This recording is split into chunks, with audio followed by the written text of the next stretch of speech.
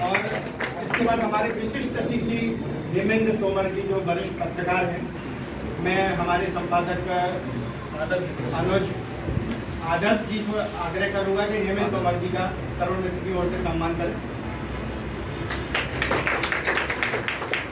दैनिक भास्कर लखनऊ के bureau chief हैं हेमेंद्र जी,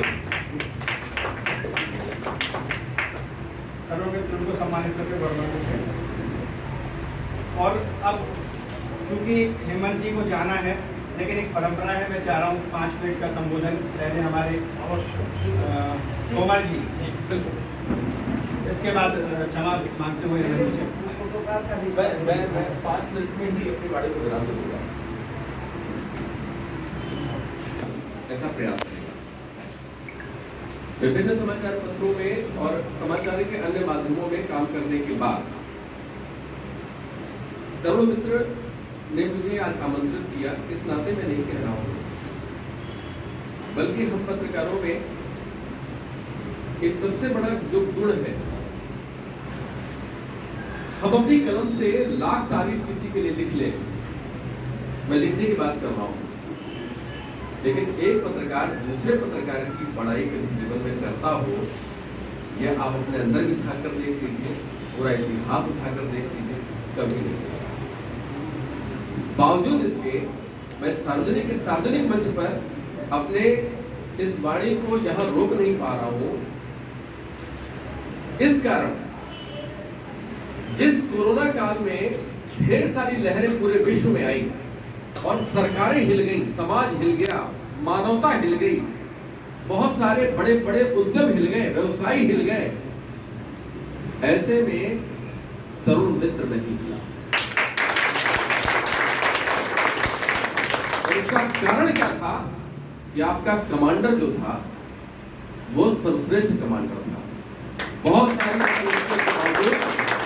बड़े बड़े मीडिया घराने थे और हैं, एक झटके में ऐसा नहीं था कि आय का आगम रुक गया था, विज्ञापन कम हो गए थे, बावजूद उसके उसी को आधार बनाकर, उसी का बहाना बनाकर मालिक ने कहा, संपादकों ने तुरंत कहा कि भैया वेतन की कटौती हो रही है, 1/3 पर काम कर सकते हो तो कर लो, और मुक्त कर दिया।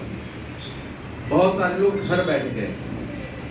मैं कोई नई बात नहीं कर रहा हूं, इस बातों से सब लोग आप लोग परिचित हैं, सब लोगों ने अपने अपने जिलों में देखा, राज्य मुख्यालय पे हमने देखा, दिल्ली में देखा। बावजूद इसके योगेंद्र विश्वकर्मा जी जिस प्रकार से उन्होंने समाचार पत्र को चलाए रखा, न केवल जीवित रखा बल्कि सबको जीवंत रखा, इसके लिए मैं उनको प्रणाम करता हूं। मैंने कहा ना, सरकारें हिल गई थी, लेकिन पत्रकारिता नहीं हिली, तरुण मित्र की पत्रकारिता नहीं हिली, और ये ईश्वर की कृपा है, मां सरस्वती की कृपा है, जिसको साध कर ये संस्थान चल रहा है। इस बात का आपको गौरव होना चाहिए। दूसरी बात ये, पत्रकारिता में हम आ गए, बड़े बड़े ग्लैमर को देखा और शायद उस कारण से प्रभावित होकर आ गए। मैं पत्रकारिता की कक्षा लेता था, बहुत सारे विद्यार्थी आते थे और कहते थे कि पत्रकारिता में मैं जैसे प्रश्न करता था, सर भाव से पूछा, पत्रकारिता में क्यों आना चाहते हो? सर, पत्रकारिता का एक बड़ा आकर्षण होता है, बहुत पैसा भी होता है। उन्होंने कहा ऐसा दिखता है, और ये वैसे ही दिखता है जैसा फिल्मों का आकर्षण दिखता है। क्या बनना चाहते हो?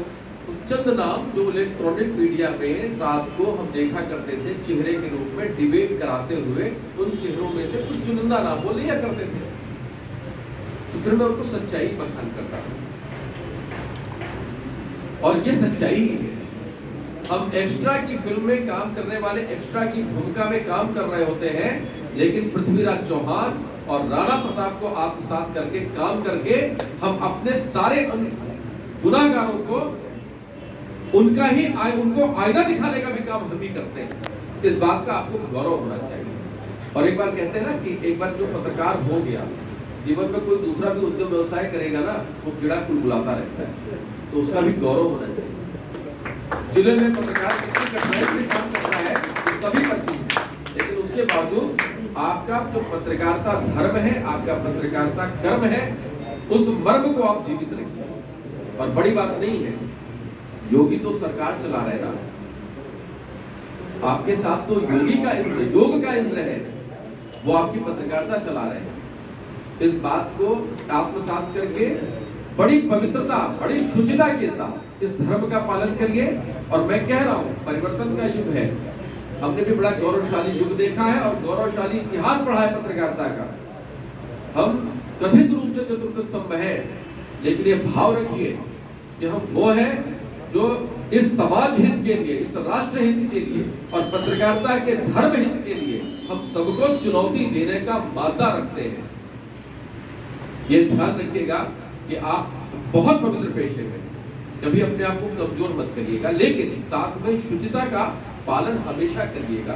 बड़ा कठिन कार्य है, लेकिन करिए, क्योंकि आपका कमांडर बड़ा पवित्र है। आदर्श जी से तो मेरा आज का ही परिचय है, मैं आदर्श जी से प्रत्यक्ष पहले मिला नहीं हूँ, लेकिन ये तरुण मित्र मेरे परिवार की तरह है। मैं बोलता आजमगढ़ का रहने वाला हूँ, अब तो मऊ जिला पड़ता है मेरा। जौनपुर में मेरी बड़ी रिश्तेदारियाँ हैं और बड़ी पवित्र रिश्तेदारियाँ हैं, बड़ी पुरानी रिश्तेदारियाँ हैं, और इस प्रकार से हमारे रिश्ते में आते हैं योगेंद्र जी।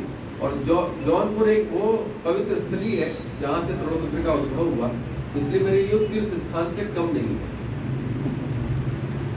मेरा आह्वान बस ये है, इस पत्रकारिता कर्म को तुच्छ मत मानिएगा और ये कभी मत मानिएगा कि आप किसी से कोई अपेक्षा करने की दृष्टि से पत्रकारिता कर रहे हैं। समाज आपसे अपेक्षा करता है, इसलिए आप पत्रकारिता कर रहे हैं। इस भाव को रखेंगे ना, तो आप हमेशा तरुण बने रहेंगे। मित्र को साथ में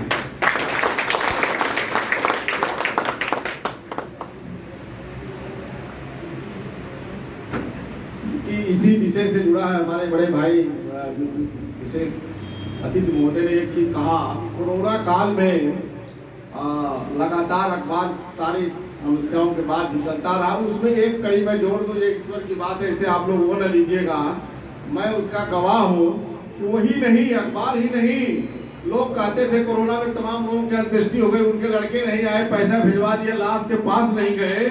मैं बताऊं कि बाबूजी, इसके संस्थापक बाबूजी कोरोना से ग्रसित थे और अस्पताल न रख के पूरा परिवार घर में रखा, उनके साथ रहा, उनका सेवा किया और उनको सब कुछ किया और किसी को कोरोना नहीं हुआ। ये आत्मविश्वास की बात है। अगर आपके पास आत्मविश्वास है तो कोई भी आपका विरोधी नहीं हो सकता है। इसी के साथ फिर मैं पुनः